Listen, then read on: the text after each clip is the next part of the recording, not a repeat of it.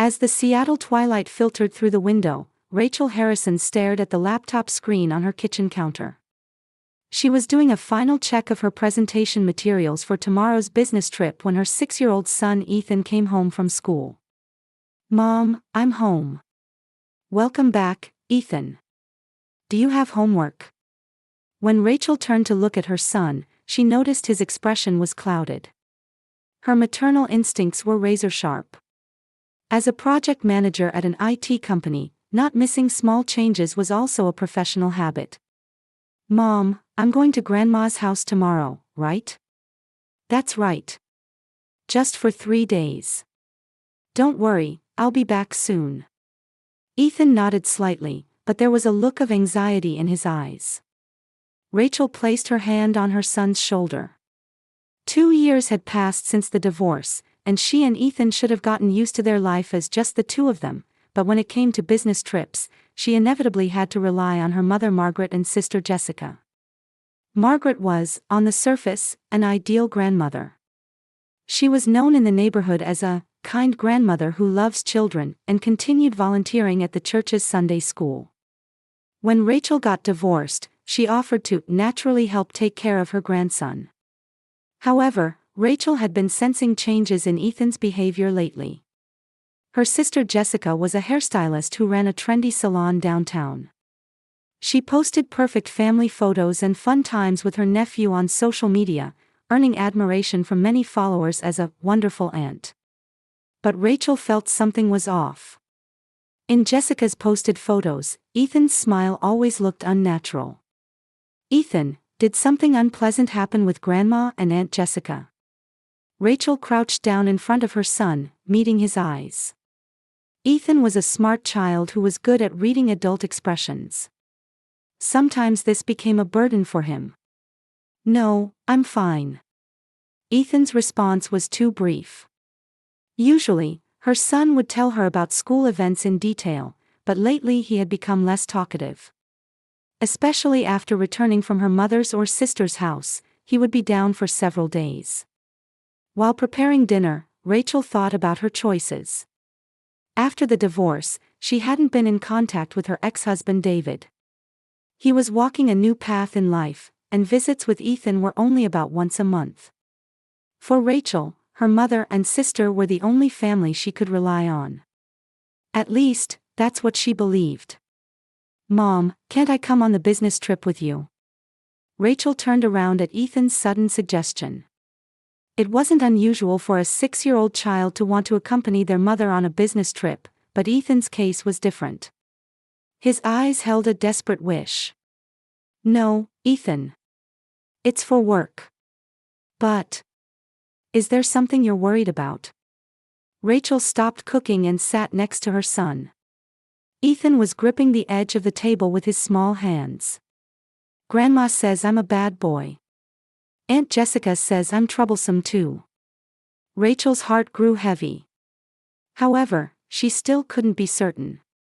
She understood that families had complex aspects, but she didn't want to believe that her mother and sister would take such an attitude toward a 6-year-old child. That night, after putting Ethan to bed, Rachel sat alone in the living room, thinking about the business trip starting tomorrow. Work was going well, and if this project succeeded, there was a possibility of promotion. However, she couldn't ignore her son's anxiety. She picked up her cell phone and called her mother.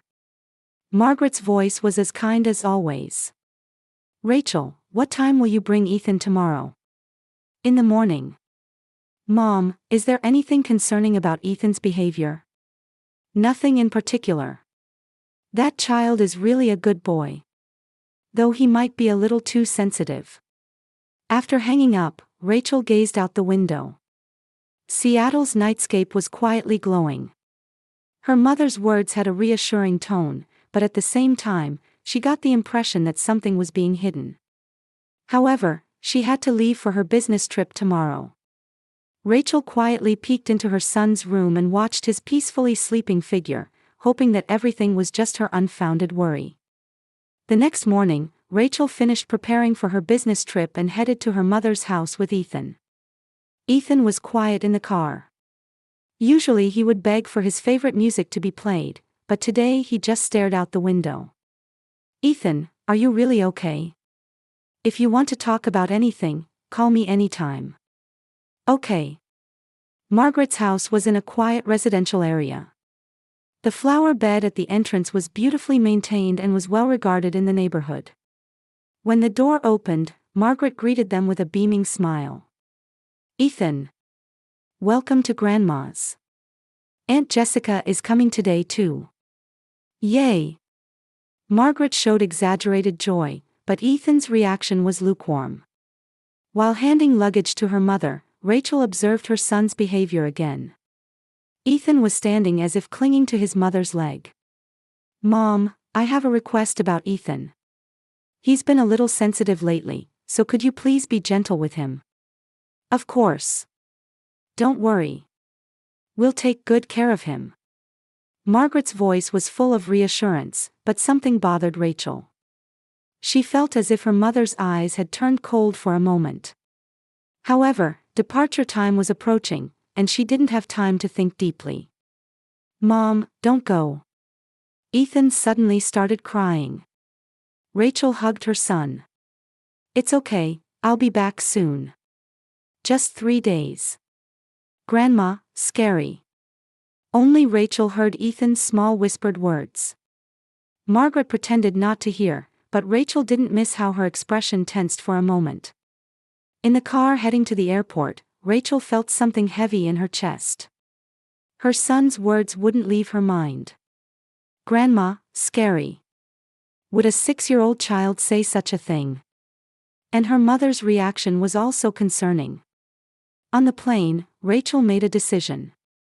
When she returned from this business trip, she would verify the true nature of her mother and sister. To protect her son, she needed to know the truth. During the 2 days in Portland on her business trip, Rachel tried to concentrate on work, but thoughts of Ethan never left her mind. She called every night, but Margaret only said, "Ethan is fine. He's sleeping now," and she couldn't speak directly with her son. "He has a slight cold, so I'm putting him to bed early." "Really? Is he okay?" "Don't worry. Leave the child to me and concentrate on your work." After hanging up, Rachel felt anxious. Her mother's voice lacked its usual warmth. Rather, it contained the kind of irritation felt when interrupted. On the morning of the 3rd day, Rachel finished her presentation and was able to head home earlier than planned. When she turned on her cell phone at the airport, there were 3 missed calls from an unknown number. When she listened to the voicemail, it was from the local hospital. "Miss Harrison, we urgently need to contact you. Ethan was in a traffic accident. His injuries are minor, but he's staying overnight in the hospital as a precaution. Please come to the hospital immediately when you return." Rachel's blood drained from her face. She hurriedly called her mother. "Mom, Ethan was in an accident. Why didn't you contact me?" "Oh, Rachel. It's nothing serious. He just fell down a little." Margaret's voice was surprisingly calm. Even though her own grandson had been in an accident, her tone was as if it were someone else's business. "Fell down." The hospital said it was a traffic accident. "Well, more precisely, he ran into the road and was grazed by a car. But it's really a minor injury." "Why did he run into the road?" "Ethan isn't that kind of child. He's a child. He wanted to see Mommy and went outside on his own. We couldn't stop him in time." Margaret's explanation had contradictions. Ethan was a cautious child who wouldn't go outside alone. And in her mother's voice, she sensed irritation at the troublesome situation rather than concern for her son. On the plane, Rachel was thinking. Her son's words, "Grandma, scary," her mother's cold reaction, and now this accident. It felt like everything wasn't just coincidence. When Rachel arrived in Seattle, she immediately headed to the hospital. As she parked in the hospital parking lot, she suddenly had an inspiration. If her mother and sister truly didn't care about Ethan, what kind of reaction would they show when her son was in a critical condition? Rachel stopped in the hospital lobby. Then she made a bold decision. She would use this opportunity to expose her mother and sister's true nature. She had heard that her son's injuries were minor. If so, it might be possible to have him act. When she explained the situation to the head pediatric nurse, she frowned. "Ma'am, that's a bit complicated, but, for Ethan's sake, we'll cooperate. Actually, we were concerned about something too. Your mother and aunt's reactions were different from normal families." "In what way?" "They seemed annoyed. Even when Ethan was crying, 'Call mommy,' they said, 'Mommy is busy, so don't bother her.' Normally, they would contact you immediately." Her son's intuition had been correct. Rachel headed to Ethan's bed. Her son was sleeping, but he was sometimes having nightmares. Hearing sleep talk like, "No, Grandma," and "I want to go home," Rachel's resolve was strengthened. Early the next morning, Rachel explained her detailed plan to the doctor and nurses. Then, with trembling hands, she called her mother. That night, Rachel was taking deep breaths in the hospital corridor. Ethan was waiting in another hospital room with a nurse. He understood his mother's plan and asked in a small voice, "We're going to punish the bad people, right?" Rachel hugged her son and promised, "Mommy will protect you." Head nurse Carol walked down the corridor. "Are you ready, Miss Harrison?" "Yes. Please." Carol lightly squeezed Rachel's hand. "I raised 3 children myself. I think you're making the right choice by trusting your maternal instincts." Rachel picked up her cell phone and dialed her mother's number. After 3 rings, Margaret's sleepy voice was heard. "Rachel? What's wrong at this hour?" Rachel steadied her breathing and began acting. "Mom, the hospital called. Ethan is in critical condition." There was a brief silence on the other end of the phone. Normally, you would hear a grandmother's panicked voice. However, Margaret's reaction was unexpected. "I see. So what?" "So what? Mom, it's Ethan. Your grandson." "I understand that. But what can I do? I'm not a doctor." Rachel gripped the phone tightly. Her mother's voice contained absolutely no agitation of a grandmother being told her grandson was in critical condition. It was as indifferent as if she were hearing about an unknown neighborhood child. "Mom, please. Come to the hospital. Now. It's the middle of the night. I'll go check on him tomorrow morning." "Tomorrow morning. Mom, Ethan is dying." Rachel's voice was shaking with tears. It wasn't acting but genuine sadness at her mother's cruel reaction. "Crying won't help. Besides, I didn't want to take care of him anyway." There was a faint laugh mixed in Margaret's voice. It was as if she were saying that a troublesome problem had been resolved. "What did you say?" "You heard me. That child is too much trouble. Always crying and not listening. Honestly, I'm relieved."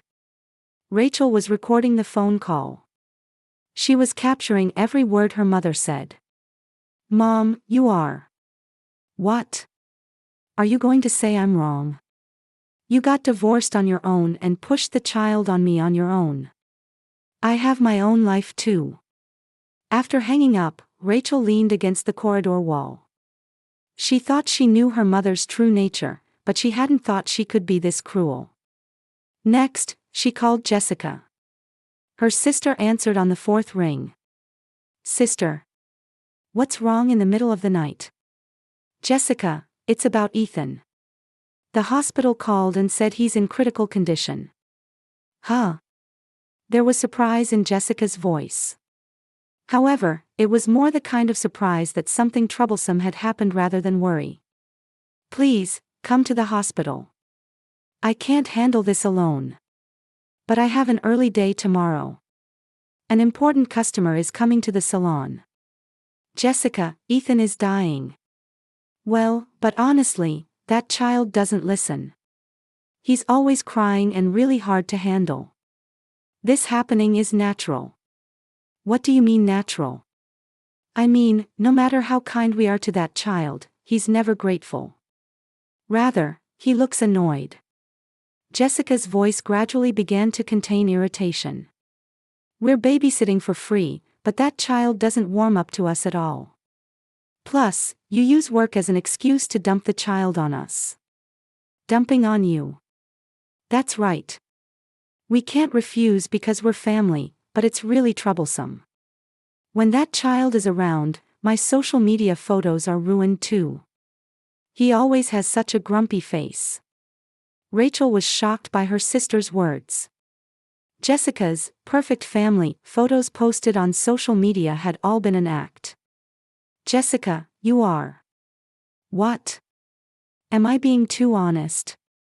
But everyone really thinks that. That child is a problem child. That's why this happened, right? After hanging up, Rachel wiped her tears. Both conversations had been perfectly recorded. She hadn't thought her mother and sister's true nature was this ugly. The next morning, 8 a.m. Margaret and Jessica arrived at the hospital. The two of them had completely changed from their phone calls the night before, putting on worried expressions. Jessica especially seemed to be thinking about taking photos for social media, having fixed her hair and perfected her makeup. "Nurse, how is Ethan doing?" Margaret asked at the reception desk. "Your family members. Please wait a moment." Head nurse Carol appeared. Her expression was serious. "I'm sorry. Could you both please sit down?" "What happened?" Jessica asked. However, her voice contained wariness of trouble rather than genuine concern. "Actually, early this morning." Carol was choosing her words carefully. "Ethan's condition suddenly changed." "Changed?" Margaret repeated. "Yes. Around 6 a.m., his breathing suddenly stopped." "No way," Jessica stood up. "We tried our best to resuscitate him, but..." Carol had tears in her eyes. Her acting was perfect. "Unfortunately, Ethan." "You're lying, right?" Margaret raised her voice. However, her voice contained confusion rather than sadness. "We'll show you to the room."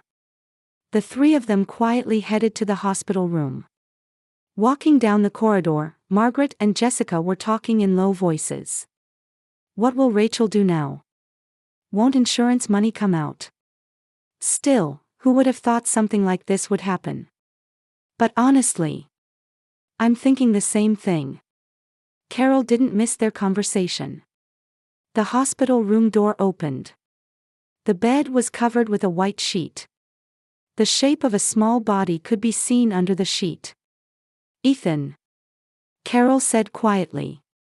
Margaret and Jessica approached the bed. Then they gently pulled back the sheet. The bed was empty. "No way. This can't be happening."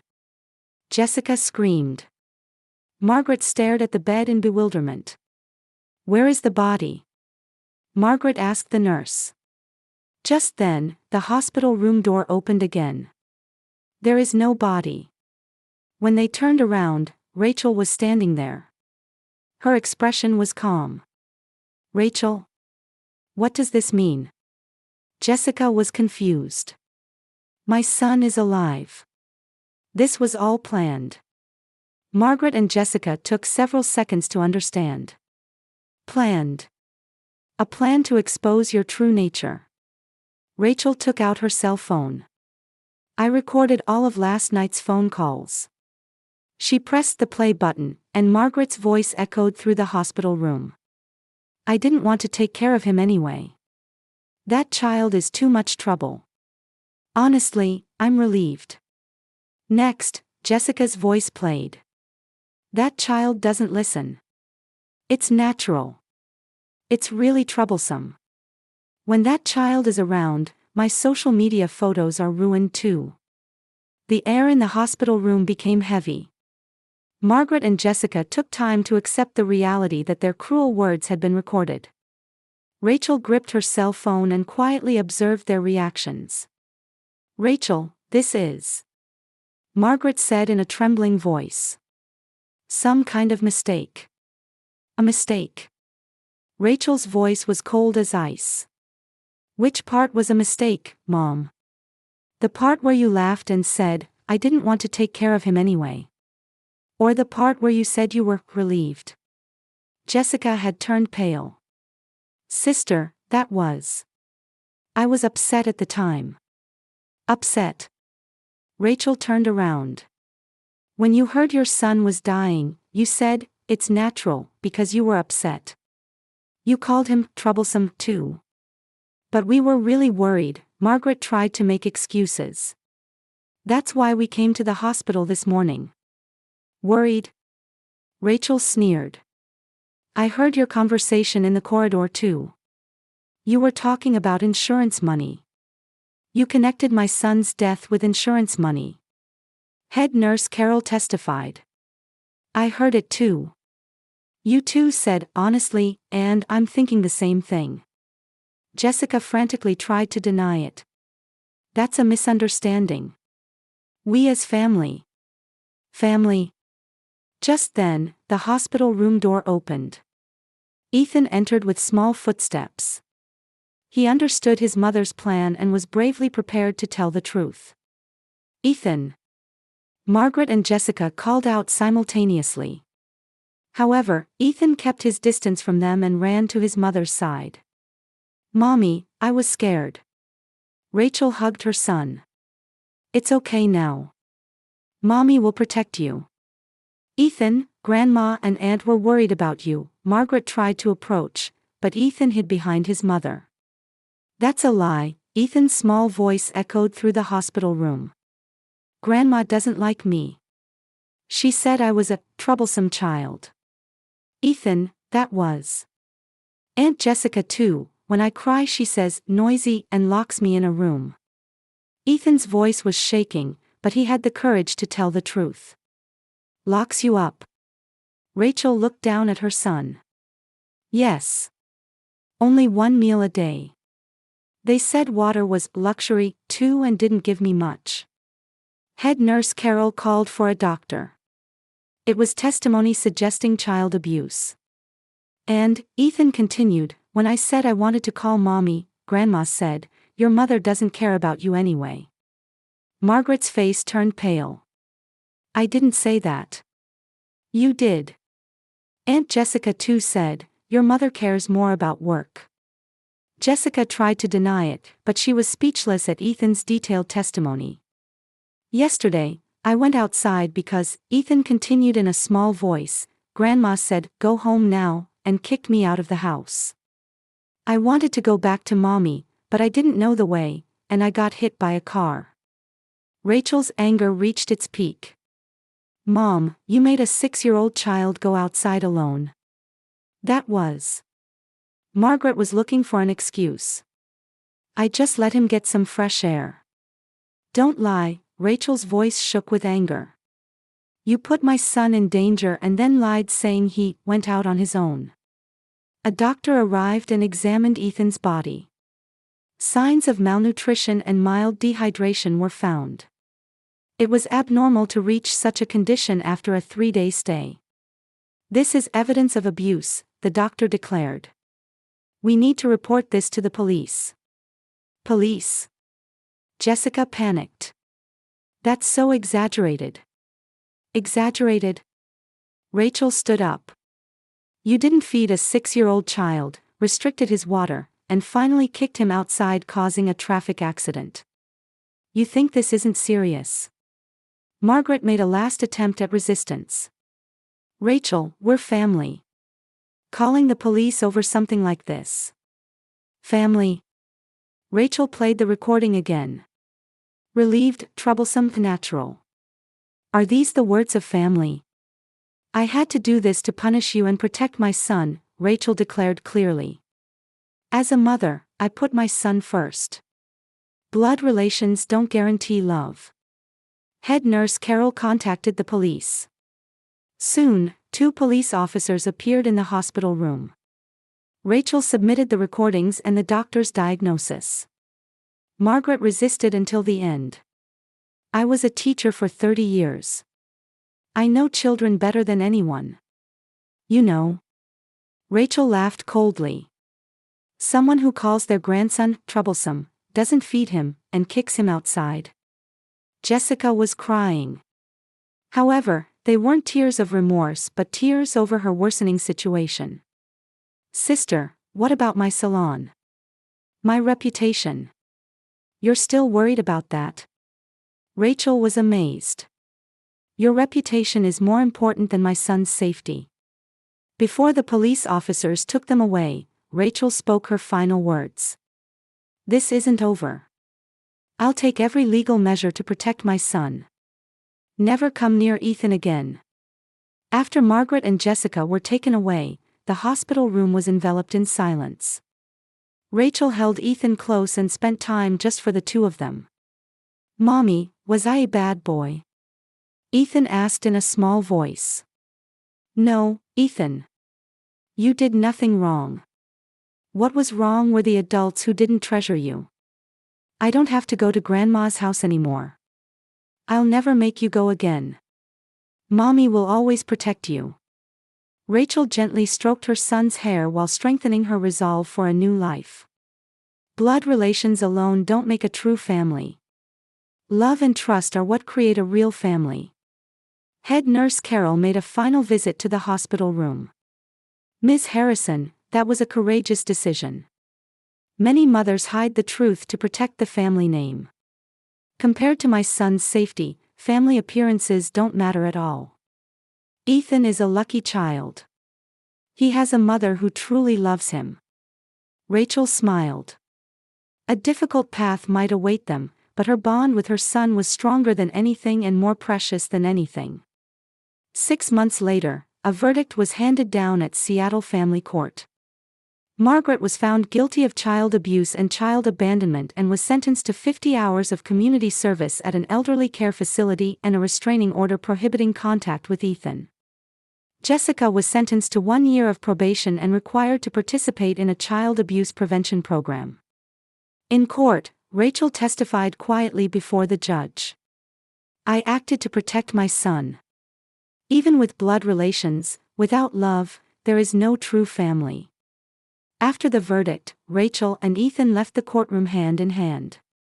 In the corridor, head nurse Carol was waiting. Ms. Harrison, you made the right choice. Thank you. Without your cooperation, the truth couldn't have been revealed. Ethan had become brighter than before. The new babysitter, Sarah, was a kind woman who was a former elementary school teacher, and Ethan truly adored her.